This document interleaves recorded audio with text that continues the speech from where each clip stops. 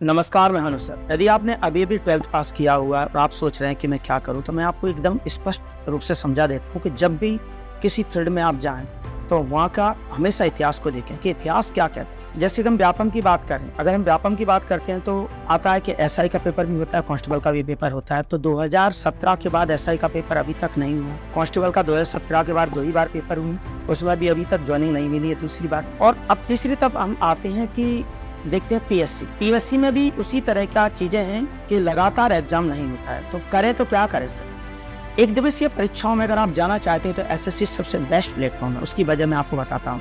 एक बहुत शानदार एग्जाम्पल आपके सामने कोविड में क्या हुआ कि आप लोगों ने देखा कई बच्चों ने कोर्ट में याचिका लगाई कि सर अभी हम एग्जाम अभी ना कराएं, क्योंकि हम एग्जाम तक पहुंचने में भी असुविधा हो रही है और बहुत जल्दी एग्जाम हो रहे हैं। तो दूसरी तरफ व्यापम की बात करें तो बच्चे एग्जाम होने के लिए याचिका लगाते हैं कि सर हमारे एग्जाम क्यों नहीं हो रहे हैं। यानी कि एसएससी में याचिका इस बात के लिए लगाई गई कि एग्जाम जल्दी ना कराओ, और व्यापम में हो ही नहीं रहे। तो आप समझ सकते हो कंसिस्टेंसी कहाँ पर है, पहली बात। अब दूसरी बात आती है कि हमने एसएससी की फील्ड में हम जाते हैं तो यहाँ पर क्या है।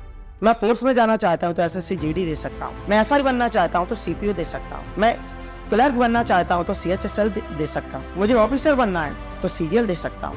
यानी अपार संभावनाओं से भरा हुआ क्षेत्र। और भी अन्य क्षेत्र है जहां पर एसएससी एग्जाम कंडक्ट कराती है। तो स्टाफ सिलेक्शन कमीशन एकमात्र ऐसा कमीशन है जिसमें कंसिस्टेंसी बनी हुई है। पहला, अगर आप बहुत अच्छे पढ़ने में ब्रिलियंट हो, आप आईएएस की तरफ जाओ। यानी आईएएस से लेकर एसएससी, स्टाफ सिलेक्शन कमीशन और यूनियन पब्लिक सर्विस कमीशन, ये 2 ऐसी कमीशन है जहां पर आप देखते हैं कंसिस्टेंसी। तो जब भी फील्ड का चयन करें सोच समझ कर करें। उसकी वजह सिर्फ एक ही है कि ऐसा ना हो आप कुछ समय के बाद अपने पिताजी पर आर्थिक बोझ बन जाओ। क्योंकि सबसे बड़ा कारण होता है कि आपके साथ साथ आपके घर में छोटा भाई भी हो सकता है, बहन भी हो सकती है, और भी अन्य कारण हो सकते हैं। परिवार की माली हालत बहुत अच्छी भी हो सकती है, एवरेज भी हो सकती है, खराब भी।